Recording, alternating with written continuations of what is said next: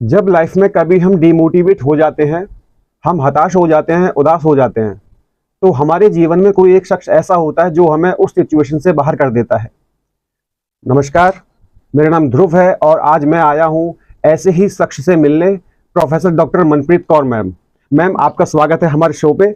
हाँ, तो मैम, मैंने काफ़ी चर्चाएं सुनी हैं आपकी, मैंने आपका सोशल मीडिया अकाउंट भी देखा था। तो बहुत अच्छा बोलते हैं आप लोगों से और आप काफ़ी लोगों के इंस्पिरेशंस रहे हैं। तो मैं जानना चाहूँगा कि लोग आपको इतना प्यार क्यों करते हैं? अब ये तो मैं नहीं बता सकती कि लोग मुझे इतना प्यार क्यों करते हैं, पर शायद जो मुझे लगता है कि मैं बहुत ऑनेस्ट, जेन्युइन बात करती हूँ जी और मैम। करना भी चाहती हूँ। जो मुझे अपने दिल की गहराई में जो बातें महसूस होती हैं, मैं वैसे ही लोगों से बात कर लेती हूँ। तो शायद लोगों को अच्छी लगती हैं ये बातें। मैं अपने व्यूअर्स को बता दूं कि professor doctor Manpreet Kaur ma'am है, ये मेरे खुद के रोल मॉडल हैं, मेरे आइडल हैं ये। और मेरी लाइफ में जो भी कुछ ऐसा होता है कि मैं कुछ आगे नहीं कर पाता, सोच नहीं पाता, तो मैं खुद पर्सनली मैं मैम को कॉल करता हूं और ये मुझे उस सिचुएशन से बाहर निकाल के खड़ा कर देती है। तो आज हम उनसे बहुत सारी बातें करेंगे, बहुत सारी बातें पूछेंगे और कुछ बातें ऐसी भी हैं कि जो आप पॉडकास्ट के माध्यम से पूछना चाहते हैं, तो आपके एंड पे मैं ही सारी बातें पूछने की कोशिश करूंगा। तो आइए खूब सारी बातें करते हैं मैम से। मैम, मैं आपसे दूसरी बात जानना चाहूंगा कि आपने हमेशा से ही टीचर बनने का सोचा था या फिर क्या आप कुछ और बनना चाहते थे लाइफ में? नहीं, टीचर बनने का तो मैंने कभी सोचा भी नहीं था। कुछ और बनना पता नहीं, बिकॉज़ जब मैं पढ़ाई करती थी उस वक़्त लड़कियों को इतना पढ़ाते भी नहीं थे, और my family coming from rural background, तो मेरे फादर ने जो मुझे सबसे बड़ा तोहफ़ा मेरी ज़िंदगी का मुझे दिया है कि जी। मुझे पढ़ाया उन्होंने। जी। हालाँकि जो मेरे फैमिली थे, ताऊ जी वग़ैरह, वो चाहते थे कि इसकी 10वीं करके शादी करवा शादी दी कर जाए। देंगे। हाँ, बट मेरे फादर की सोच, मैं आज भी उनका बहुत तहे दिल से धन्यवाद करती हूँ। तो जी मैम। ऐसा कभी करियर क्या होगा इस बारे में मैंने कभी सोचा ही नहीं था, जैसे चल रहा था पढ़ रहे थे। जी। हाँ, टीचर बनना भी कभी नहीं सोचा था। हाँ, एमबीए करने के बाद था कि हाँ, कॉर्पोरेट में जाना है। जी। बट टीचर बनना तो अचानक से ही मेरी लाइफ में आया, एंड मुझे खुशी है कि जी मैंने उस अपॉर्चुनिटी को ग्रैब किया और मैं एकेडमिक प्रोफेशन में मैम, गई। अच्छा हुआ आप टीचर बन गए, वरना हम जैसे लोगों की कौन सुनता। नहीं, कोई और होता मेरी जगह। नहीं, वो होता तब होता, लेकिन फिलहाल तो हम ये सोच रहे हैं कि हम खुश हैं कि आप हमारी लाइफ में हैं, आप हमें मोटिवेट करते हैं।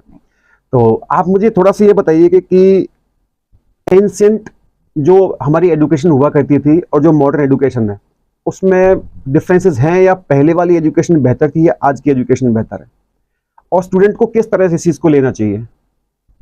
अ, मेरा जितना भी ज्ञान है, जितना मैंने पढ़ा है, उस चीज़ को ध्यान में रखते हुए जो मेरा ओपिनियन बनता है कि एजुकेशन पहले भी होती थी और एजुकेशन अब भी होती है। जी। अब ये फॉर्मल सिस्टम्स ऑफ एजुकेशन आ गया है स्कूल एंड कॉलेजेस के फॉर्म में। पहले गुरुकुल होते थे, लेकिन जितना मुझे समझ में आया कि गुरुकुल के अलावा भी एजुकेशन चलती थी। जैसे अगर किसी ने लकड़ी का काम सीखना है, तो वो जो लकड़ी का काम करते थे उनके पास जाके इंटर्न लग जाते थे, जी। है ना? जैसे किसी ने कढ़ाई बुनाई या कोई आर्ट का काम या हम्म। डांस, तो वो जो प्रैक्टिस करते थे इस आर्ट को, जी। उनके पास लग जाते थे। गुरुकुल में जाके लोग अपने जो वेद पुराण ग्रंथ वो सब पढ़ते जी। थे। तो जिसको हम आज की डेट में स्किल ओरिएंटेशन, स्किल डेवलपमेंट कह रहे हैं ना, यस मैम। तो वो बाय डिफॉल्ट हमारी सोसाइटी में चलती थी, जिसको अब स्पेशल इम्पेटस देके, तो जो मुझे लगता है कि मॉडर्न एजुकेशन सिस्टम ने कहीं ना कहीं जो स्किल डेवलपमेंट की ओरिएंटेशन थी ना, उसको पीछे छोड़ दिया।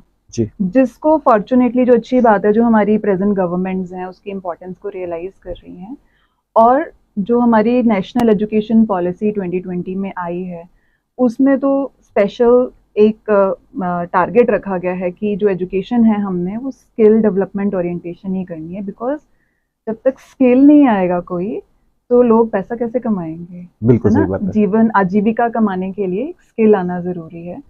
तो जो मेरे पर्सनल ओपिनियन है उसके हिसाब से मॉडर्न एजुकेशन में वो स्किल डेवलपमेंट का गैप रह गया था, अगर हम इसको एंशिएंट एजुकेशन सिस्टम से कंपेयर करें। तो यदि उसमें एक जो स्किल का जो है वो उसमें ऐड ऑन कर दिया जाए तो कंप्लीट वो एजुकेशन हो कर जाएगा। दिया गया है, चेंजेस आ रहे हैं, बहुत अच्छे बदलाव आ रहे हैं, जी। और इस हिसाब से थोड़े वक्त में ही हम शायद उस स्किल डेवलपमेंट गैप को कवर कर लेंगे। जी। मैम एक चीज़ आपसे पूछना चाह रहा था कि एज बीइंग ए वुमेन, तो आप टीचर भी हैं, आप एक मोटिवेशनल कोट्स भी देते हैं, बच्चों को आप मोटिवेट भी करते हैं, और मैं तो कह रहा हूँ बहुत लकी वो स्टूडेंट जो आपके कांटेक्ट में है। तो एज बीइंग ए वुमेन, जो लड़कियां आपके पास पढ़ने आती हैं, या फिर यदि आपको कभी मौका मिलता है कि उनको काउंसलिंग करने का, तो आप इस चीज़ को कैसे देखते हैं कि आप इसको बेहतर समझते हैं कि लड़कियां हमारी लाइफ में या फिर हमारे समाज में कैसे ग्रो कर सकते हैं, या फिर उनके लिए क्या बेस्ट है, क्या नहीं है? हाँ, इसमें मेरा एक खुद का एक्सपीरियंस रहा है। जी। जब मैं आज से करीब 15 साल पहले मैंने एनजीएफ ज्वाइन किया था, पलवल आना शुरू किया था। उससे पहले तो जैसे फरीदाबाद तो शहर में आ जाता है, जी। उधर मैंने काम किया। पलवल रूरल एरिया में और 15 साल पहले और अब के पलवल में भी बहुत फ़र्क है। जी। जब मैं इधर पढ़ाने आई तो मुझे एक चीज़ बहुत अच्छी लगी ये देख के कि पेरेंट्स अपनी बच्चियों को पढ़ाते ज़रूर हैं। मतलब स्कूल भी भेजते हैं, कॉलेज भी भेजते हैं। मतलब बहुत ही अप्रिशिएबल था कि एटलीस्ट अपनी बिटिया को पेरेंट्स पढ़ा रहे हैं। जी। अब पढ़ाई के साथ-साथ ना एक जो मैं एज़ ए वुमेन जो मेरा भी अपनी लाइफ में पर्सनल एक्सपीरियंस रहा है कि अपनी बिटिया को ना पैसे कमाना सिखाना बहुत ज़रूरी है। देखिए बिकॉज़ ठीक है माँ-बाप हैं देखभाल करने के लिए, ये परिवार है, पर अब जो सोसाइटी है इतनी वल्नरेबल हो गई है, कब किसके जीवन में क्या परेशानी आ जाए। तो पढ़ा लिखा तो दिया, लेकिन ना जब कहाँ मुझे वो पिंच करती थी बात, ऑब्जेक्टिव क्या रहता है कि शादी कर दी जाए इसकी। जी। शादी भी होनी चाहिए, वो जीवन का हिस्सा है। लेकिन अब सोसाइटी के मॉरल वैल्यूज़ को देखते हुए और लाइफ इतनी वॉलेटाइल हो गई है, कभी भी कुछ भी हो सकता है। तो मुझे लगता है एक स्किल कि पैसा कमाने का स्किल अगर किसी को भी आता हो, अब वो चाहे लड़का हो या लड़की हो, वो अपनी लाइफ में सर्वाइव कर जाएंगे, बिल्कुल। कैसा भी सिचुएशन आए। तो मैंने बहुत ब्रिलियंट माइंड्स को ना बिल्कुल बंद होते देखे हैं। मतलब I have had girl students जिनका टॉपर, यूनिवर्सिटी में topper, speaking skills excellent, as an individual उनकी पर्सनालिटी बहुत बढ़िया, बट उस बच्चे को कभी मतलब अपने टैलेंट को ना यूज़ करने का मौका ही नहीं मिला। उनको अपॉर्चुनिटी मिलनी चाहिए थी कि वो जाएं और कॉर्पोरेट वर्ल्ड बुरा नहीं है, मतलब सारे लोग बुरे नहीं हैं। ऐसे तो हमारी फैमिली और समाज में भी अच्छे और बुरे लोग होते हैं, बिल्कुल होता है। ऐसे ही बल्कि अपनी, और मैं मानती हूँ माँ बाप डरते भी हैं बिटिया को बाहर भेजते हुए, और उनका डर बिल्कुल जायज़ है, पर फिर घर में ही बिठा लेना तो सॉल्यूशन नहीं होता है। और एक अगर मैं जेंडर साइड में छोड़ दूँ, जेंडर को ना कंसिडर करूँ, तो एक ब्रिलियंट ब्रेन वेस्ट चला जाता है टोटली। उस ब्रिलियंट ब्रेन को मौका मिलना चाहिए। तो बांधना, बंद करके रखना सॉल्यूशन नहीं होता है, रोक लगाना सॉल्यूशन क्या होता है, समझाओ कि जब आप अपने घर से बाहर जाएंगी तो आपको अपना व्यवहार कैसे रखना है ना।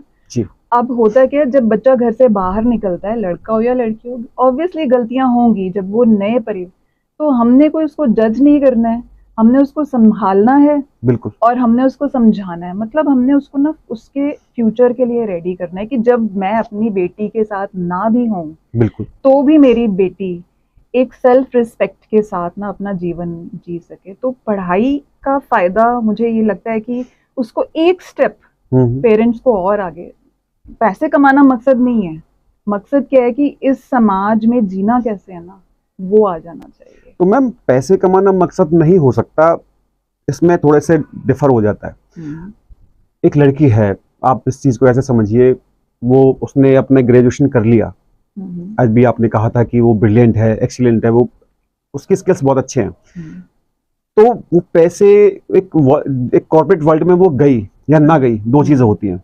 देखो, जो लड़की पढ़ने लिखने में अच्छी है तो उसका जो मेंटल सेटअप है वो बहुत स्ट्रांग है, लेकिन फिर भी ऐसा क्यों हो जाता है कि वो आगे नहीं आते वो चेहरे। पैसे की बात आती है ना, पैसे कमाने की, तो वो लोग चाहते हैं पैसा कमाना, लेकिन उन चीजों को वो तवज्जो नहीं दे पाते हैं।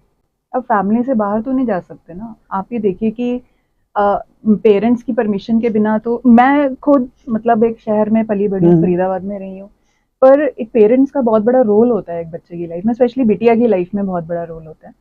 और पेरेंट्स हों, ब्रदर्स हों, वो बड़े प्रोटेक्टिव रहते हैं, और अच्छी बात भी है, होना भी चाहिए, उनको होना भी चाहिए। बट प्रोटेक्शन एक लेवल के बियॉन्ड प्रोटेक्शन नुकसान करना शुरू कर देती बिल्कुल है। अति हो जाती है क्योंकि क्या होता है ना, बच्चा पढ़ा लिखा है लेकिन उसका आत्मविश्वास तो कभी इतना बना ही नहीं कि कभी अगर मुझे अकेले जाके कहीं पे कुछ करना पड़ जाए। अरे लाइफ बहुत लंबी है, बिल्कुल देखो कब कैसी सिचुएशन में हम आके खड़े हो जाए ना, हमें नहीं मालूम है। नहीं कह तो सकते। जब हमने बच्चे को इतना पढ़ा दिया तो कम से कम एक स्टेप और ले जाना चाहिए कि उसको इतना आना चाहिए कि कभी मुझे लगे लाइफ में कि पैसे भी कमाने की जरूरत पड़े तो अब पैसे सिर्फ नौकरी से नहीं ना, बहुत बच्चे स्किल्ड भी होते हैं, हाँ अपना काम करके भी कमा सकते हैं। वो प्रतिभा होती है हर इंसान की, मतलब मैं तो बिल्कुल। लड़के लड़की में मैं बोलूँगी प्रतिभा होती है। तो जब लड़के बाहर से गलतियां करके आ जाते हैं तो हम उनको संभालते हैं, तो ऐसे लड़कियों को भी तो संभाल सकते हैं हम। नहीं मैम संभाल सकते हैं, लोग संभालते भी हैं संभालते भी है। क्योंकि हमें ये 100% नहीं है। देखो ऐसे मेरे पास बच्चों के एग्जाम्पल्स हैं कि वो बहुत ही इकोनॉमिकली, बहुत ही मतलब ऐसे बैकग्राउंड से बिटिया की बड़ी मुश्किल से पढ़ाई कर पाई, कॉलेज के थ्रू उसका जॉब लगा और वो इतना बढ़िया कर रही है अपनी लाइफ में। हमने उनको, मैं ऐसे गर्ल स्टूडेंट को एज ए गेस्ट भी बुलाती हूँ कॉलेज के फंक्शन गुड में गुड ना, गुड। कि लोग देखें कि क्या पॉसिबल नहीं है। तो बिटिया को पढ़ा लिखा के तो अब वो सब परिवार संभाल रही हैं अपना, बिल्कुल है ना। तो हमें एक लेवल और आगे जाने की जरूरत है। जी। बस मेरा पर्सनल ओपिनियन है कि एक लेवल और आगे जाना चाहिए ताकि बच्चे का कॉन्फिडेंस इतना हो जाए कि कल अगर हमें बाहर जाके अपने लिए भी फाइट करना पड़े तो हम फाइट कर लें। आपके हिसाब से वो लेवल है कि उनको पैसा कमाना आना चाहिए। हाँ बहुत जरूरी है ना, जो मॉडर्न समाज है पैसे के बिना क्या चलता है, कुछ नहीं है मैम, कुछ भी तो नहीं चलता है। तो ये स्किल तो अपनी बिटिया को देना बहुत मैम जरूरी है। बेटे को नहीं देना चाहिए, बेटे को तो हम दे ही रहे हैं ना बाय डिफॉल्ट। वो अब तो देखो चल ही रहा है उनका तो। अब हमारी सोसाइटी कितनी इम्बैलेंस्ड मुझे लगती है यस कि मैम। लड़के पे तो इतना बोझा डाल दिया कि भैया कमाए, तू ही कमाएगा और तू ही सब कुछ करेगा। एक बोझा, एक हमने लड़के के ऊपर भी बोझा डाल रखा है ना। आपने मैम दोनों चीजों को ना अच्छे से बताई है क्योंकि इसके पीछे काफी ज्यादा डिस्कशन देखो होता अब है। तो इसमें आप पर्सनल ओपिनियन मत नहीं लेके पर्सनल आना। नहीं, मेरा पर्सनल ओपिनियन कुछ नहीं है मैम। देखिए आप हमसे ज्यादा तो मैं मानती हूँ, मैं सीधा एक सोचती हूँ, जैसे कभी जी। मैं ऐसे देखती हूँ साइकिल पे वो आदमी चला रहा है, पीछे लेडी बैठी हुई है और एक बच्चा पकड़ा हुआ है। उस आदमी के ऊपर जस्ट बिकॉज मेल जेंडर है उसके ऊपर कितना प्रेशर है कि खुद को भी पालना है, बच्चे को भी पालना है, बीवी को भी पालना है। एक इंसान 5 लोगों के लिए पैसा कमा रहा है, उसके ऊपर प्रेशर है और कॉन्स्टेंट प्रेशर में रहते हैं मेन भी इस चीज को देखते हुए। तो all respect to men those जो अपनी फैमिली का पूरा ख्याल रखते हैं, इतना आसान नहीं होता है।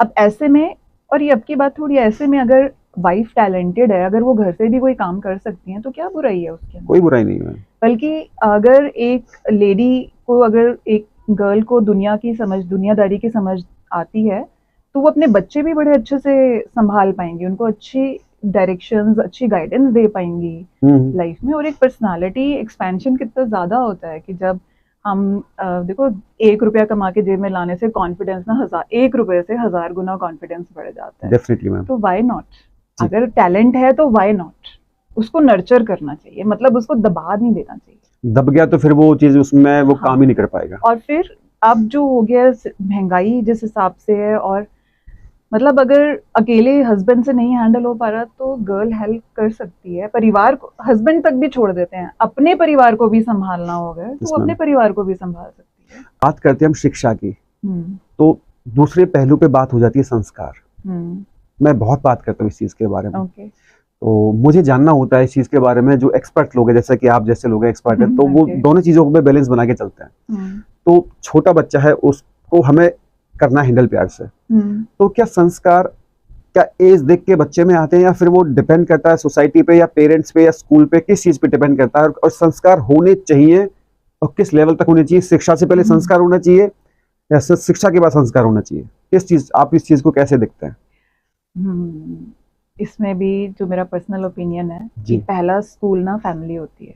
बिल्कुल, मतलब घर होता है। हम जो बने तो एक तो हमें जेनेटिकली कुछ क्वालिटीज पेरेंट्स से मिलती हैं, तो वो परिवार में जो है ना ट्रांसफर होती है जनरेशंस में, एक तो वो आता है हमारे अंदर बाय डिफॉल्ट आता है, वो कैरेक्टरिस्टिक्स होते हैं। दूसरा, हम जैसे अपने माँ बाप को व्यवहार करते हुए देखते हैं हम वैसे ही सीखते हैं। परिवार में जैसा माहौल होता है, स्कूल में तो हम 5 वर्ष की और कुछ वर्ष के बाद जाना शुरू करते हैं, और उसके बाद भी स्कूल में तो हमारा बच्चा कुछ घंटे ही रहता है, जो मैक्सिमम टाइम है फैमिली के साथ। तो मैं ये मानती हूँ कि अगर फैमिली की वैल्यू स्ट्रॉन्ग है ना तो बाहर जाके जैसा भी माहौल हो बच्चा ठीक रहता है। अगर बिगड़ता भी है तो परिवार संभालना चाहे तो वो संभल जाता है, समझ जाता है। क्योंकि जो रूट्स होती है ना, वो रूट्स फैमिली से ही डलती है। इसीलिए अब कभी हम कंपनीज में इंटरव्यूज के लिए भी जाते हैं ना, तो वो फैमिली बैकग्राउंड जरूर पूछते हैं। तो वो ये जानना चाह रहे हैं कि आप किस तरह के परिवार से आए हैं। तो उससे अब तो टेस्ट भी हैं आजकल, बहुत सारे रिटन टेस्ट होते हैं, साइकोमेट्रिक टेस्ट, जिससे पता लगाते हैं कि आपके बेसिक कैरेक्टरिस्टिक्स कैसे होंगे और आप हमारे जैसे कॉर्पोरेट फैमिली का हिस्सा बन पाएंगे या जी। नहीं बन पाएंगे। तो संस्कार की जड़ें तो परिवार से ही पड़ती हैं। संस्कार शिक्षा से पहले आएगा या बाद में पहले ही आएगा। मुझे पढ़ना लिखना नहीं आएगा, लेकिन मुझे इतना तो आएगा कि घर में कोई बड़ा आ रहा है, चाहे मैं जानती हूँ या नहीं जानती हूँ, कि उनको मैंने नमस्कार करना ही करना है। मैंने कुछ ऐसे लोग देखे हैं जो अच्छे शिक्षित हैं लेकिन उनमें संस्कार नहीं है। आपने भी देखे होंगे। हम ना किसी को भी हम जज नहीं करते हैं। अब मैं जज नहीं कर रहा हूँ। देखो, मैं क्योंकि किसी की भी ना हमें 100% स्टोरी नहीं मालूम होती है, नहीं होती है, तो हम किसी के बारे में कोई टिप्पणी दे नहीं सकते हैं। अब ऐसे में हम क्या कर सकते हैं कि हम अपना काम तो सही कर सकते हैं। हाँ, अपना काम तो कर ही बस सकते हैं। मेरा ये फिलॉसफी है लाइफ की कि अपना काम हम सही कर सकते हैं। तो मैं जैसे आपके ही बैच में था एक ब्रिलियंट गर्ल स्टूडेंट थी, है ना, उसकी मैरिज के लिए उसके पेरेंट्स आ गए थे सेकंड सेमेस्टर में कि इसकी बिटिया की शादी करनी है। एंड मैंने कहा नहीं, वो इतनी ब्रिलियंट बच्ची है, उसको कम से कम कोर्स पूरा करने दो। अच्छी बात ये थी कि हमने उनके पिताजी से बात करी, तो उनके पिताजी ने समझा इस बात को और उस बच्ची को पढ़ने दिया उन्होंने। और वो बच्ची आज की डेट में बहुत अच्छी कंपनी में लगी भी हुई है और अपने फैमिली को भी बहुत अच्छे से संभाल रही है। तो हम क्या कर सकते हैं ना कि हम अपना काम सही से कर सकते हैं। दूसरे कैसा उसको लेंगे कैसा नहीं लेंगे या वो क्या करते हैं उस पर हमारा कंट्रोल है भी नहीं है। तो जिस चीज पे कंट्रोल नहीं है उस चीज के बारे में हम कुछ बोल भी नहीं सकते। सही बात है। तो मैं सिर्फ इतना कह सकती हूँ कि मैं अपने बेटे को कैसे पालूंगी या मैं अपनी बिटिया को कैसे पालूंगी, और जहां मुझे मौका लगे किसी को इन्फ्लुएंस करने का पॉजिटिव तरीके में, मैं वो कर दूंगी। जी, दैट्स द बेस्ट। अपना बेस्ट कर सकते हैं। अपना बेस्ट यही कर सकते हैं। ठीक है मैम, एक चीज मैं आपसे और पूछना चाहूंगा कि हमारा जो फ्यूचर है, देखिए पिछले 20 इयर्स में कुछ चीजें चेंज हो गई हैं, उससे पहले भी चेंज हुई थी, वो ऐसे चेंज हो रही हैं। तो आपकी मैं पर्सनल जो थिंकिंग है वो जानना चाहता हूँ कि एजुकेशन को आप किस तरह से देखना चाहते हैं जो आगे 20 साल में 10 साल में चेंज हो। यदि सपोज करो कि आपके पास पावर है तो आप चीजों को कैसे व्यवस्थित करेंगे आप? अच्छा, though it's a very tough question but I will try to answer it. Yes ma'am. मैं अगर अपने जीवन काल की बात करूँ ना, बहुत बदलाव देखे अपनी लाइफ में। मतलब I am from a time कि जब घरों में फोन भी नहीं होता था, फ्रिज नहीं होते थे, है ना, स्टोव, वो बत्तियों वाला स्टोव। तो चेंज देखा है बहुत ज्यादा। एंड अब क्या हो गया है, जो चेंज तो होगा, बदलाव ही एक ऐसी चीज है जो चलती है। लेकिन अब जो चेंज है ना वो बहुत स्पीड पे आना शुरू हो गया। मतलब अगर हम अब जैसे टेक्नोलॉजी हमारे रहन सहन के तरीकों में ही देखें, 6 महीने में अब अपने घर का डेकोर बदलना चाहते हैं, अपनी कार बदलना चाहते हैं, mobile phone, everything we want, कपड़े पहनने का तरीका, हेयर स्टाइल, बहुत जल्दी जी। अब ये नहीं कि बदलाव अच्छा या बुरा है, बदलाव तो होगा चाहे हमें पसंद हो या ना हो। तो अब जो एजुकेशन का नीड है, पहले एजुकेशन जो चलती थी ना, डिग्री दे दो, क्वालिफिकेशन होगी, कहीं जाके लग जाएगा। लेकिन अब इसके साथ ना कुछ स्किल्स हमें बच्चों में डालने होंगे जी। वो स्किल्स है कि how to adapt to change.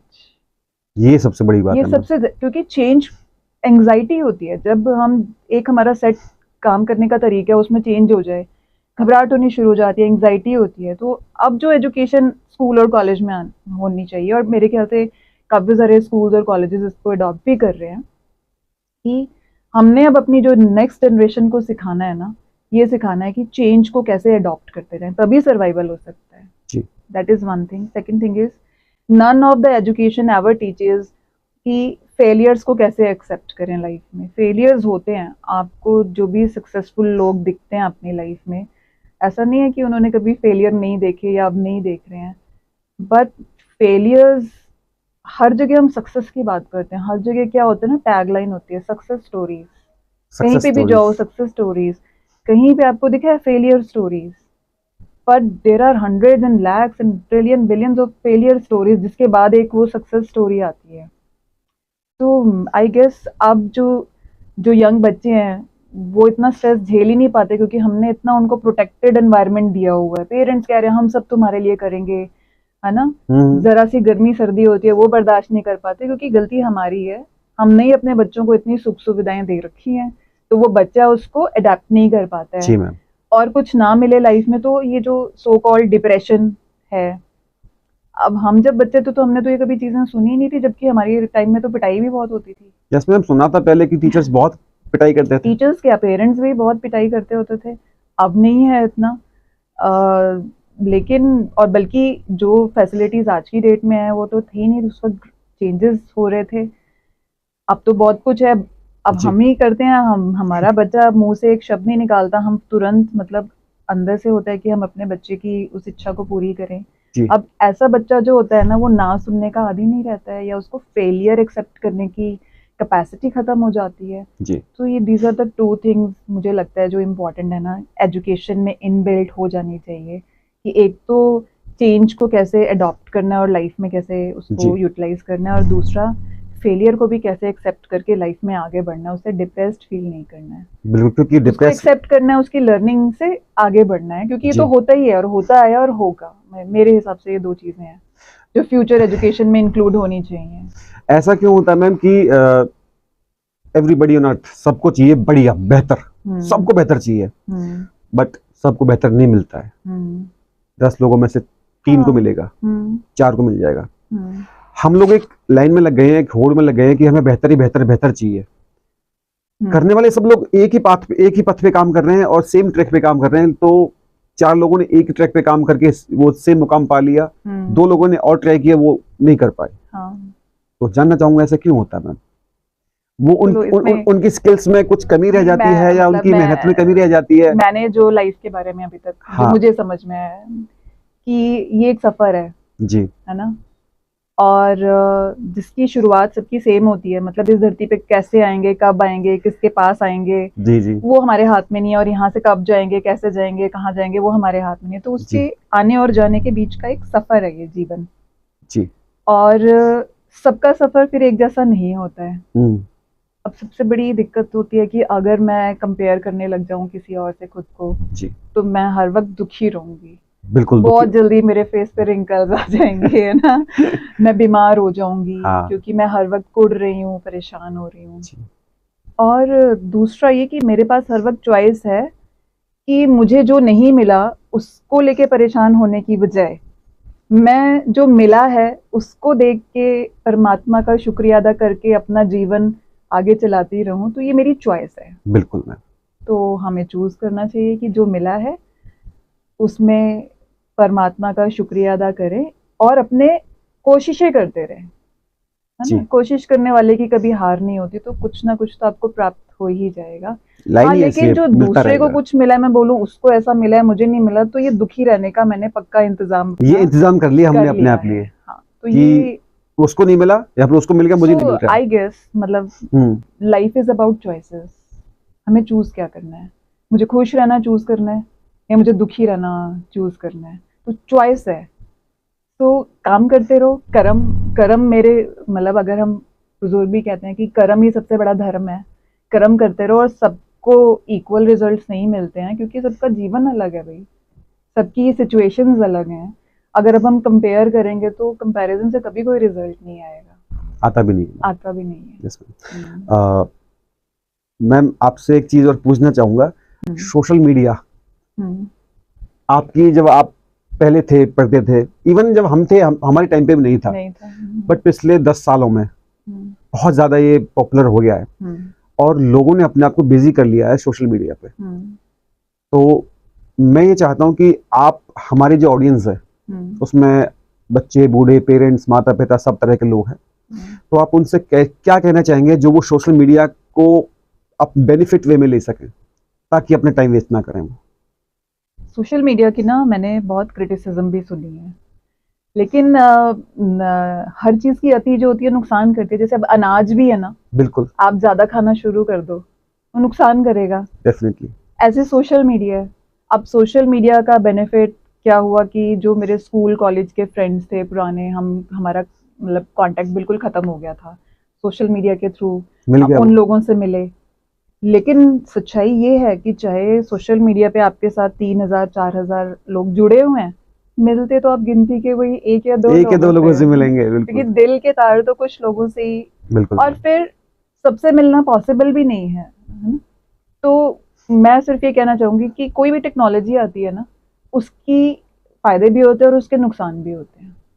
अगर आप बोले सोशल मीडिया ने बिगाड़ दिया, नहीं, सोशल मीडिया ने नहीं बिगाड़ा, हमारे सोशल मीडिया के यूजेज ने हमें बिगाड़ दिया है। तो वो बिल्कुल। यूजेज हमें पता होना चाहिए कि मुझे किस वक्त और कैसे इस्तेमाल करना है। तो मैं उसको यूज करती हूँ अपने फ्रेंड्स जो मेरे लव्ड वंस हैं उनके साथ कनेक्टेड रहने के लिए। बिल्कुल।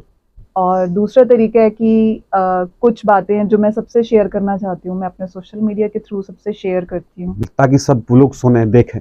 हाँ, you never know, because another experience जो मेरी लाइफ का रहा है कि कई बार किसी का एक शब्द भी आपका जीवन बदल सकता है।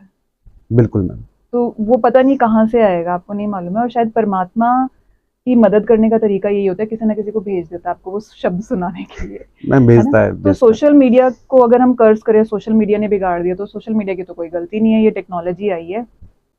अब इसमें अपने अंदर ये डिसिप्लिन लाना पड़ेगा कि आपको इसको कितना और किस हद तक इस्तेमाल करना है। और कोई किसी को जितना मर्जी समझा ले, ये एडिक्शन की तरह होता है। मैम आप जैसे चीनी है, चीनी, यहाँ पे चीनी रखी हुई है लेट्स से, और यहाँ पे केक रखा हुआ है, आप क्या खाओगे?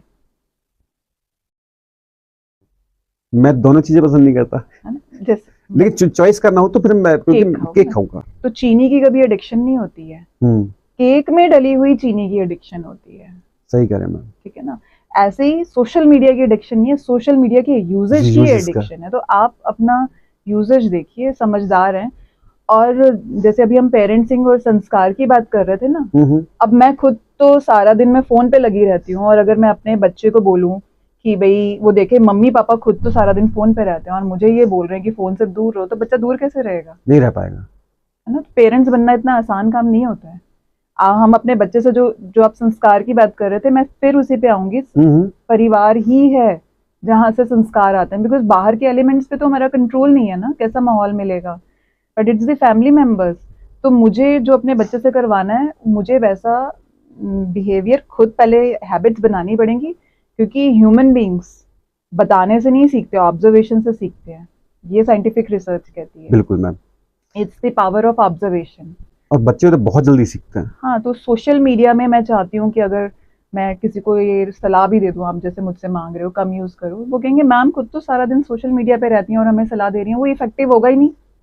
इफेक्टिव कब होगा? कि जब मेरा भी वैसा बिहेवियर होगा, मेरे बिना कहे भी देखेंगे कि वो, ये चीज फैमिली यूनिट्स में हमें देखना पड़ेगा कि तो मैं अपने बेटे से जैसा व्यवहार चाहती हूँ, मुझे वैसा पहले खुद में एट्रीब्यूट्स लाने पड़ेंगे। अगर मैं चाहती हूँ कि वो बड़ों की इज्जत करे, तो पहले मुझे भी तो उसके सामने आना चाहिए ना, कि मेरी मदर या मेरे फादर भी बड़ों की, देखिए कोई घर में आता तो कैसे आवभगत करते हैं, तो बच्चा भी करेगा उस चीज को जी। तो हमारा काम है सही एट्रीब्यूट्स देना। तो same is with social media, conscious होके यूज करना। हम ब्रेन डेड और बिल्कुल नशे में ऐसा तो ना दिमाग काम करना बंद कर जाता है, कॉन्शियस होके काम करना कि क्यों यूज कर रहे हो, एंटरटेनमेंट के लिए कर रहे हो, करो, मालूम होना चाहिए हमें, करो कि आपको कॉमेडी देखना है थोड़ी देर के लिए, आप जैसे स्ट्रेस है देखना है, देखो ना, आपको कोई रेसिपीज के लिए देना है, देखो ना, आपको फैशन के लिए देखना है, देखो, objective should be very clear. तो ये अच्छा टूल है, अदरवाइज ये बर्बाद कर रहा है। यदि ऑब्जेक्टिव क्लियर हो जाएगा तो बंदा एक कंटेंट पे जाएगा, वो भटकेगा नहीं। तो ऑब्जेक्टिव तो लाइफ में हर चीज सही होना चाहिए। नहीं, आपने बहुत सही कहा कि यूज पे डिपेंड करता है, कि सोशल मीडिया गलत नहीं है, नहीं, इट्स नॉट रॉन्ग, वो यूज पे डिपेंड करता है। एग्जैक्टली।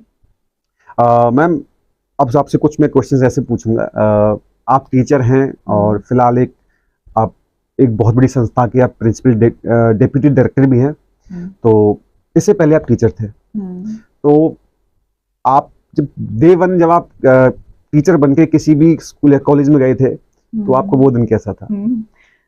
हाँ, ये बहुत ही टफ था मेरे लिए, बिकॉज मैंने जब पढ़ाना शुरू किया, मतलब क्लास में ऑलमोस्ट सिमिलर या तो मेरी एज के ही स्टूडेंट्स थे, सेम एज के, या थोड़े से बड़े भी थे, बिकॉज उस वक्त एमबीए इतना पॉपुलर, मैंने एमबीए से अपना टीचिंग करियर शुरू किया था। आपने एमबीए से ही टीचिंग स्टार्ट करी है? हाँ, उससे पहले स्कूल में कोई टीचिंग नहीं करी? नहीं, कॉलेज में मैंने एमबीए से ही पढ़ाना शुरू किया, और सब्जेक्ट भी मेरे जो हेड थे ना, उन्होंने मुझे toughest operation research, totally numerical subject होता था, वो दिया। तो ये एक दिन का एक्सपीरियंस ही है। लाइक मैंने जब क्लास में जाके पढ़ाना शुरू किया ना, तो उस वक्त स्ट्रेंथ भी बहुत अच्छी होती थी, 60-70 स्टूडेंट क्लास में बैठे होते थे। अब मैं कुछ भी पढ़ाऊँ ना, तो कोई मेरी तरफ ध्यान नहीं देता था। 1 दिन हुआ, 2 दिन हुआ, एंड मैंने कहा ये सही नहीं जा रहा है। अब क्योंकि न्यूमेरिकल था, तो मैंने घर में बैठ के रात को फिर मैंने अनसॉल्व्ड क्वेश्चन सॉल्व करने शुरू किए, बिकॉज उनकी अटेंशन चाहिए थी मुझे। बिल्कुल, क्योंकि अगर मैं सॉल्व न्यूमेरिकल्स कराती रहूँ तो मुझे उनकी अटेंशन नहीं मिल पाएगी। तो मैं हर क्लास से पहले अनसॉल्व क्वेश्चन सॉल्व करके अगले दिन क्लास में जाके मेरा पहला स्टेटमेंट यही होता था, ध्यान नहीं दोगे तो तुम्हें इसका सॉल्यूशन नहीं मिलेगा, क्योंकि इसका सॉल्यूशन बुक में नहीं है जी। सो दैट्स हाउ मैंने अपनी फर्स्ट जो मुझे सब्जेक्ट अलॉट हुआ था उसमें स्टूडेंट्स की अटेंशन अपनी तरफ डाइवर्ट करी थी। That was a big challenge at that time. अब मैं आपसे ना कुछ ऐसी चीज आपके बारे में, टीचिंग के बारे में कुछ फनी चीजें कह लीजिए, पर कैसी तो ऐसी चीजें पूछूंगा आपको, उनका बहुत जल्दी आपको आंसर देना पड़ेगा। अच्छा जी, ठीक है। आप स्वयं को कैसे याद रखवाना चाहेंगे कि लोग आपको याद रखें? Very strict teacher. ओके, लोगों को लगना चाहिए कि स्ट्रिक्ट इन द सेंस कि मतलब गलत काम नहीं करना है, सही करेंगे चाहे नुकसान जितना मर्जी। डिसिप्लिन। Oh yes. ओके। और आपने ये कब सोचा कि आपको टीचर ही बनना है? मैंने सोचा ही नहीं कभी मुझे टीचर बनना है। बाय डिफॉल्ट हो गया? नॉट बाय डिफॉल्ट, एक्चुअली मैंने पहले फाइनेंस कंपनी में जॉब शुरू किया था, बट देन आफ्टर मैरिज जब मेरा बेटा होने वाला था तो मेरी तबीयत बहुत खराब रहती थी, मैंने जॉब छोड़ दी। और उसके बाद जब मेरा बेटा हो भी गया तो एक वो किसी भी वर्किंग एक पढ़ी लिखी लड़की की जो दुविधा रहती है ना कि अब बच्चे को छोड़ के आप कैसे जाओगे, तो दोबारा से वो सुबह 9 से और लेके शाम तक का वाला मुझे समझ नहीं आ रहा था क्या करूं। तो जिस कॉलेज से मैंने MBA किया था वहां से कॉल आया कि आजकल कर क्या रही हो। मैंने कहा मैं भी कुछ नहीं कर रही और मुझे भी पता भी नहीं है मैं क्या करूँ, क्योंकि मेरा बेटा बहुत छोटा था, 4 मंथ्स का था। तो उन्होंने बोला टीचिंग में इंटरेस्टेड हो क्या? तो मैंने कहा मैंने कभी सोचा नहीं है। उन्होंने मुझे बुलाया, ज्वाइन कर लो।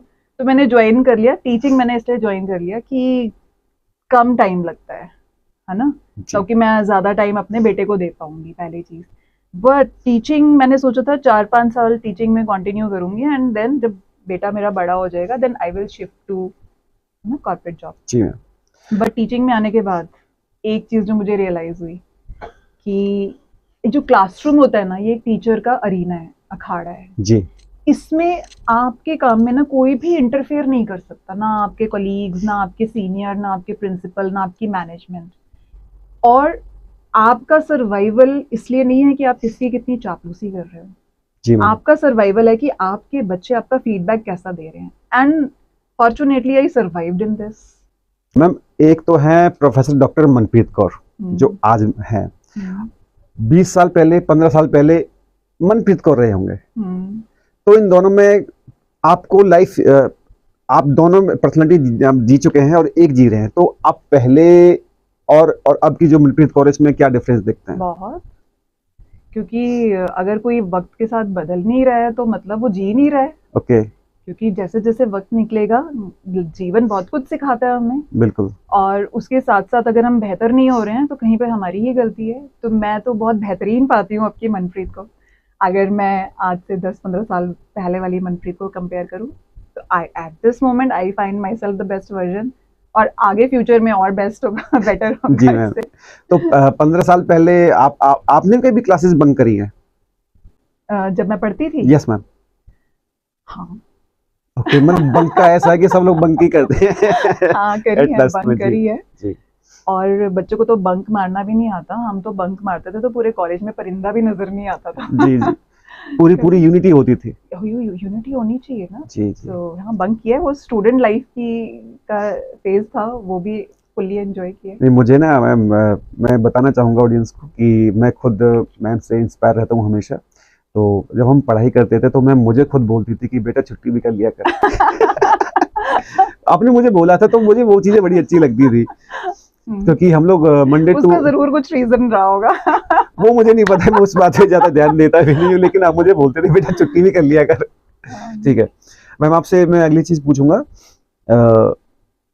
आपकी लाइफ का सबसे बेस्ट मोमेंट और सबसे खराब मोमेंट, क्योंकि तो हम खराब मोमेंट की बात नहीं करेंगे, बेस्ट मोमेंट की बात करेंगे, अच्छी बातें करेंगे। जिस चीज को सोच के आपको काफी मोटिवेशन मिलता हो कि हाँ मैं हूँ, मैं ही कर सकती थी? हाँ वैसे जब हम किसी सिचुएशन से गुजर रहे होते हैं ना, उस वक्त वो हमें वर्स्ट मोमेंट लगता है, जी। ठीक है, कि मेरे साथ बुरा हो रहा है। जब वो सिचुएशन निकल जाती है और अपने आप को आप बेहतर पाते हैं, तब वही वर्स्ट मोमेंट जो होती है ना आपकी, वो बेस्ट मोमेंट बन और उस जाती पे है। हम लोग हंसते हैं। हंसते भी हैं और ऊपर वाले का शुक्रिया अदा भी करते हैं कि अगर ये चैलेंज हमारी लाइफ में ना लाते जी तो आज हम जो बने हैं वो हम ना बन पाते जी ना। तो वर्स्ट और बेस्ट सिचुएशनल है। जी। जो चीज वर्स्ट लग रही होती है वही 3-4 साल 5-10 साल बाद बेस्ट लगने अच्छी लग लगने जाती है, लगती अच्छी लगने लग जाती है। मैम, इसी बीच में छोटी सी बात याद आ रही है, एक मैंने हॉलीवुड मूवी देखी थी स्पार्टन्स, ओके। आपने भी देखी होगी, हाँ देखी होगी। 300, हाँ उस 300 300 देखी है। करके। ऐसा ही मोमेंट एनवायरमेंट होना चाहिए क्या अभी बच्चों के लिए, पेरेंट्स का? I have a different opinion on that. Okay. मैं जैसे मैंने आपसे पहले कहा कि हम किस घर में पैदा होंगे, है ना, जी हमारा रंग रूप क्या होगा, हमारा जेंडर क्या होगा, कौन से देश में पैदा होंगे, ये हमारे हाथ में नहीं है। उसके बाद जब हम छोटे होते हैं ना, माँ बाप हमें पाल रहे होते हैं, कैसे पालेंगे ये भी हमारे हाथ में नहीं होते हैं। बट हर मनुष्य के जीवन में ऐसा वक्त आता है जब अपनी सोच बन जाती है। जी। जब अपनी सोच बनने के बाद आपको जो नहीं अच्छा लग रहा ना, आप बदल सकते हो अपनी लाइफ में, खुद के लिए। हाँ। क्योंकि देखो इस धरती पे आने का तरीका ऐसा है कि माँ बाप के थ्रू आएंगे। हर चीज का ब्लेम हम माँ बाप पे नहीं डाल नहीं, उन सकते पे तो ना। कभी होता ही नहीं है। देखिए मैं ये मानती हूँ कि कोई भी माँ बाप है ना, वो बच्चे का बुरा सोचता नहीं है। हर माँ बाप अपनी समझ के हिसाब से अपने बच्चे का अच्छा ही करता है। जी हो सकता है आपको ना अच्छा लग रहा हो, बट वो अपनी तरफ से बेस्ट ही कर रहे हैं, ठीक है। जी। लेकिन जब हमें ये समझ आ गई है कि मेरे लिए सही क्या है, तब मुझे खुद एक्शन लेने चाहिए। तब मैं हर बार ये नहीं कह सकती कि मेरे माँ ने ये नहीं किया, मेरे पिताजी ने ये नहीं किया, वो मेरी गलती होगी। जब मेरे हाथ पैर चलने शुरू हो गए, मुझे पढ़ा लिखा दिया, मुझे समझ आ गया, अब अपने जीवन में जो मुझे परिवर्तन चाहिए ना, उसके लिए मुझे खुद काम करना चाहिए। ताकि आने वाली पीढ़ी को मैं इससे बेहतर दे दूं, आने वाली कह सकते पीढ़ियां हैं। पता नहीं, कम से कम अपना प्रेजेंट तो और बेहतर भी क्या होता है, मतलब अगर अब कोई परेशानी से गुजर रहा है ना, तो हर एक का कुछ हंस के निकाल लेते हैं और कुछ रो के कलप के और विक्टिम। मेरे हिसाब से दो मेंटालिटी होती है, एक विक्टिम की होती है जी कि मेरे साथ गलत हुआ और हम उसको लेके हर वक्त रोते रहते हैं, और एक विक्टर की होती है। विक्टर कहता है कोई बात नहीं, ये सिचुएशन है, हम इसको हैंडल करेंगे, ये तकलीफ आ रही है, इसको भी बर्दाश्त करेंगे, सोल्यूशन निकालेंगे और आगे बढ़ेंगे। तो ये मेंटालिटी और विक्टर माइंडसेट निकल जाता है। विक्टर निकल जाता है। तो इसमें पेरेंट्स का कुछ लेना देना ही नहीं है ना। पेरेंट्स ने जी तो आपको दिया सब कुछ अपनी कैपेसिटी के हिसाब से, जो उनके पास रिसोर्स जी अवेलेबल थे, जो उनकी समझ थी, उन्होंने जी दिया मैम। आपको। एक जब आप पेरेंट्स बने तो सबसे अच्छा जो चेंज आपकी लाइफ में आया वो क्या आया? प्यार क्या होता है ना, मुझे ये समझ आया। जी मैम। जब मैंने पहली बार अपने बेटे को हाथ में पकड़ा ना, जो जी एक फीलिंग, ये प्यार नहीं है जो बॉयज एंड गर्ल्स या जो हम एक दुनियावी रिश्तों में या एक दूसरे को बोलते हैं ना, I love you, no that's not love. Love is कि जब आपका, मतलब मैंने, ये मेरा मैं पर्सनल है, आपसे पूछ रहा हाँ, हूँ। कि जब मैंने देखा कि वो जो एक जीव आया ना धरती पे, जो लेके आए हो कि इसके लिए हम कुछ भी कर देंगे, इसके लिए कुछ भी छोड़ देंगे, इसके लिए हम कुछ भी त्याग देंगे ना, तो मुझे लव क्या होता है वो मुझे समझ आया। ये जी that was ma'am. The best time जब मेरा बेटा हुआ। जी मैम। एंड उसके लिए बंदा ये सोचता है कि क्या कर दें, मतलब कैसा कर दें इसके मतलब कि लिए। एक होता है ना कि हम एक इतना बड़ा एक दायरा बनाना आप चाहते एक हैं। मेरी बात, बच्चा जब होता है जैसे लाइफ में आता, खुशी खुशी माँ बाप रात की नींदें भी त्याग देते हैं ना, बिल्कुल त्याग ये देता है। प्यार होता है। बिल्कुल मैम। ये प्यार है, खुशी खुशी कर रहे हैं माँ बाप। खुशी खुशी माँ बाप अपने लिए कपड़ा नहीं खरीदते, बच्चों के लिए खरीदता है। बच्चों के लिए खरीद देते हैं। ये प्यार होता है, मुझे ये समझ आई है। मतलब ये मेरी लाइफ की बेस्ट जी लर्निंग है मैम। कि प्यार क्या होता है। आपकी लाइफ में कोई ऐसा कुछ स्पेशल टीचर रहा है या फिर कुछ ऐसा मोमेंट रहा है जिसने आपकी लाइफ को चेंज किया हो? टीचर ना सिर्फ स्कूल और कॉलेज में नहीं होते हैं, जी मैम, मतलब कोई आई भी एग्री। टीचर हो सकता आई है, एग्री। कोई भी टीचर हो सकता है। तो मैं फिलहाल नाम तो नहीं ले पाऊंगी, पर मैं अपने जीवन के बहुत मुश्किल दौर से गुजर रही थी, मैं बहुत परेशान थी। जी तो जैसे अक्सर लोग बोल देते हैं ना कि लाओ हाथ देखते हैं और ये करते हैं ना, तो हाथ देखा और उन्होंने कुछ बताया नहीं मुझे। तो मैंने कहा ये गलत है, आपने मेरा हाथ देखा और बताया नहीं। तो उन्होंने मुझे वो शब्द बोले कि मैडम, हाथों में कुछ भी लिखा हो, हाथों की लकीरों में कुछ भी लिखा हो, जी लेकिन आप अपने कर्मों से अपने जीवन को बदल सकते हो। And that was the turning point of my life. मैंने उस वक्त बहुत सारे एक्शंस लिए अपनी लाइफ में, जिसके कारण मैं आज इतनी खुश खुश हेल्दी आपके सामने बैठी हुई हूँ। तो that was the turning point of my life कि ओके। हाथों की लकीरों में कुछ भी लिखा हो, लेकिन कर्मों से आप बहुत कुछ बदलाव ला सकते हो अपने जीवन में। जी मैम। लेकिन मैम कभी मैं दोबारा कभी आपके पास बैठूंगा तो मैं एक दिन खास लेके आऊंगा और कर्म और किस्मत पे बात करेंगे हम लोग। ठीक है। जी मैम। हाँ। एंड मैम, टीचिंग अलग क्यों है? आप एक डॉक्टर, इंजीनियर, एमएलए, समाज सेवा, जो भी है, लेकिन एक टीचर अलग क्यों है? जैसे दिया जलता है ना, जी दिया जल के रोशनी जो बाती होती है ना, जी वो जलती है जी। और तभी रोशनी दूसरों को मिलती है। तो तो ऐसे अगर सही भाव में कोई टीचर है जी तो हम भी जलते हैं। बच्चे को कुछ देने के लिए हम 10 घंटे 12 घंटे पहले खुद की तैयारी करते हैं। एंड देखो, हर प्रोफेशन में there are good teachers and there are not good teachers, ऐसा है, तो मैं उन पे नहीं जाऊंगी। मेरे हिसाब से देर जी आर गुड टीचर्स, जी ठीक है। जब क्लास में खड़े होकर हम स्टूडेंट को कुछ करने के लिए कहते हैं ना, तो कन्विक्शन नहीं आती। कन्विक्शन मतलब बच्चा आपकी बात क्यों सुनेगा, हम्म। वो एट्रीब्यूट आप में होना चाहिए, तभी बच्चा आपकी बात सुनेगा। मतलब मेरे पर्सनल एक्सपीरियंस में मेरे खुद के अंदर इतने बदलाव आए हैं, और मैंने कुछ कॉन्शियसली किए भी कि जब मैं जो चीज मैं खुद फॉलो नहीं कर रही हूँ, मैं बच्चों को बोल कैसे दूं क्लास में जाके। राइट ही नहीं है। राइट नहीं है, और बच्चा सुनेगा भी नहीं, क्योंकि वो एनर्जीज भी नहीं है उस तरह की। लेकिन जो चीज मैं फॉलो कर रही हूँ और मैं बोलूंगी ना, उसका इम्पैक्ट ही कुछ और होगा। इसलिए टीचर बनना इजी नहीं है। जी टीचर बनना मतलब पहले खुद में चेंज लाने पड़ते हैं, तब आप किसी को कुछ समझा सकते हो। ऐसे नहीं होता है। आपको खुद में चेंजेस, आपको खुद की एक ना तपस्या आपको एक करनी पड़ेगी, तब जाके कोई सुनेगा, नहीं तो आपको कोई क्यों सुनेगा। जी मैम। मैम, एक वो टाइम जानना है जब आपको ये फील हुआ हो, आपने काफी प्राउड फील किया हो कि हाँ मैं टीचर हूँ। हाँ, एक मोमेंट क्यों, बहुत सारे मोमेंट्स। कोई एंड भी थैंक्स बेस्ट। टू हाँ एक स्पेसिफिक मैं बताती हूँ। एक स्टूडेंट का मेरे पास मैसेज आया कि मैम, मैं वही हूँ जिसे आपने बहुत ज्यादा डांटा था। तो मैंने उसको बोला, आई एम सो सॉरी भी, ये मेरा प्रोफेशन है, और उस वक्त मुझे लगा होगा कि डांटना आपको जरूरी है, तो तो डांट मैंने, दिया होगा। But I apologise now to you. But then he said कि नहीं मैम, कि आपने डांटा था तो मैंने कुछ बातों को सीरियसली लिया। तो मैम, एक टीचर दो पर्सनैलिटी जीता है। एक टीचर भी है, एक पेरेंट्स भी है। हाँ। आप समझिएगा मैं क्या कहना चाह रहा हूँ। हम्म। आपके लिए बोल रहा हूँ या फिर कोई भी हो सकता है। आपका अपना बेटा भी है हम्म। और एक स्टूडेंट है आपका। हम्म। आप किसके लिए ज्यादा करेंगे? मैं दोनों के लिए सेम करती हूँ। मैं आपको सिचुएशन बताऊंगी कि मैं अपने बेटे की भी इतनी काउंसलिंग करती हूँ। जी मैम। हालांकि उसकी भी मैं बहुत क्लास लेती हूँ, जी बिकॉज मेरे टीचर होने का फायदा क्या हुआ अगर मेरा बेटा ही, मेरे बिल्कुल बेटे के बिल्कुल। ऊपर भी मैं देखो आगे वो क्या बनेगा क्या करेगा, वो जैसे आपने बोला भाग्य हम्म। और कर्म, है ना, वो भाग्य और कर्म पे डिपेंड करेगा, लेकिन अपनी तरफ से तो मैं कर सकती हूँ। जी। तो हाँ, एक फर्क क्या रहता है कि as a teacher it's a profession, तो मैं बहुत ज्यादा रिलैक्सेशन एज अ टीचर नहीं देती हूँ। बट देन इज लाइक, एक तरफ डांट दिया तो दूसरी तरफ हम उन बच्चों के लिए कुछ कर देंगे, right. Anything that helps them grow. जी मैम। राइट। आप लोगों को बताइए कि आपका इससे बेहतर और कोई वर्जन हो सकता था? हो सकता था। Yes ma'am. या फिर यही बेहतर है? यही बेहतर है, क्योंकि लाइफ में क्या होगा, हम मतलब मैंने सेकंड्स में लाइफ को चेंज, लाइफ सिचुएशंस को चेंज होते हुए देखा है, जी विद इन सेकंड्स। और हम जितना मर्जी प्लानिंग करके चल रहे हैं, हमारे हाथ में होता ही नहीं है, फिर भी हम प्लानिंग करते हैं, क्योंकि वो हमारा बेसिक नेचर है। जी।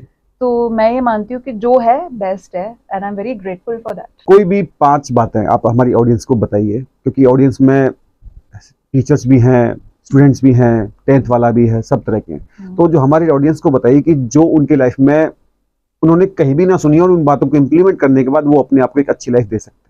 कोई भी 5 अब चीजें मैं इस बात की गारंटी नहीं ले सकती कि उन्होंने अपने एंड कहीं पे भी ना दीजिए। सुनी हो।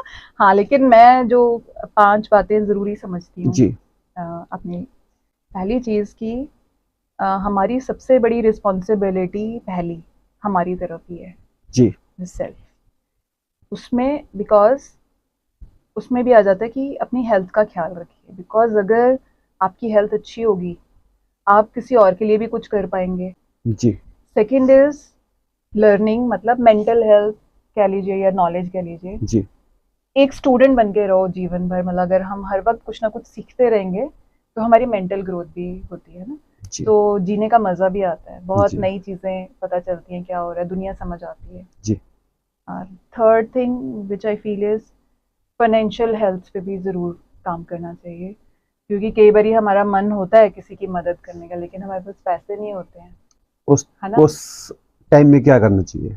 हाँ, तो अपने ऊपर लगातार काम करें, जो हमने स्किल बिल्ड करें हैं, तो उससे हम पैसे कैसे कमाएँ? तो पैसे हमेशा ना दूसरों के लिए, अब खुद के लिए नहीं कमाने होते। कई बारी हमारा मन होता है कि काश मेरे पास पैसे होते, तो ऊपर वाले से ये प्रार्थना कि जब भी कोई हमसे कुछ माँगे तो हम हमारी इतनी कैपेसिटी कर दें कि हम उसको ना बोलें, कि किसी को हमारी मदद की ज़रूरत हो। तो अपनी फाइनेंशियल हेल्थ के ऊपर भी काम करिए लगातार, जिससे तो वो कि हमारी आप कुछ ज़िम्मेदारी। कर सकें। जी। अपने लिए तो कर ही पाएँगे। देखिए, आपकी खुद की लाइफ़ तो बेहतर होगी ही होगी, हम्म। बट आपके साथ जो जुड़े हुए लोग हैं, उनका भी तो जी। फोर्थ जो मैं बहुत truly which is very close to my heart is that stay honest and genuine with people. मतलब लोगों को मैनिपुलेट मत करिए, जी मैम। बिकॉज़ मेरा कर्मा में बहुत स्ट्रॉन्ग बिलीफ है कि karma always comes back to you, be it good karma और बी इट बैड कर्मा, जी it always comes back to you, right? And third thing is like fifth thing which I always believe is that believe in universal love.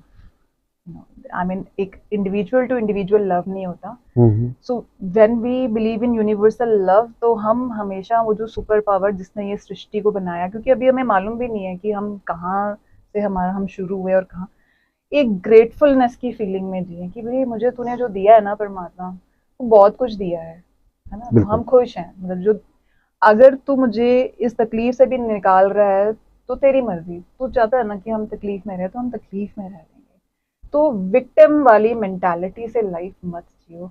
Love means love yourself, love anything that is happening to you.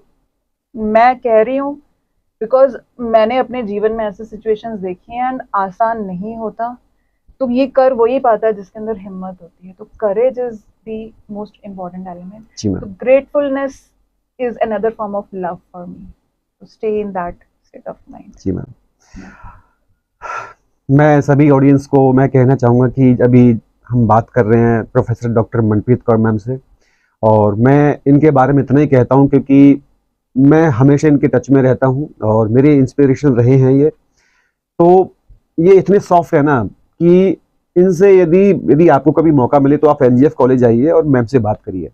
मैं आपको guarantee के साथ कह सकता हूँ, लिख के कह सकता हूँ कि आप ना किसी भी मोमेंट में हो, किसी भी आप सैड हो, आप डिमोटिवेट हो गए हो, आप एंजाइटी में हो, आप 20 मिनट्स बात करिए मैम के साथ। मैं गारंटी के साथ कह सकता हूँ कि आप जैसे ही कॉलेज से बाहर निकलेंगे ना मैम से बात करके, आप कुछ और ही लेके जाएंगे यहाँ से। तो इन्हीं बातों के साथ मैं ये सेशन को ख़त्म करता हूँ और मिलेंगे फिर कभी आपसे दूसरे सेशन में। नमस्कार मैम, आपका बहुत बहुत धन्यवाद, आप हमारे शो में आए। थैंक यू मुझे मेरे साथ बात करने के लिए। जी ma'am, thank you so much.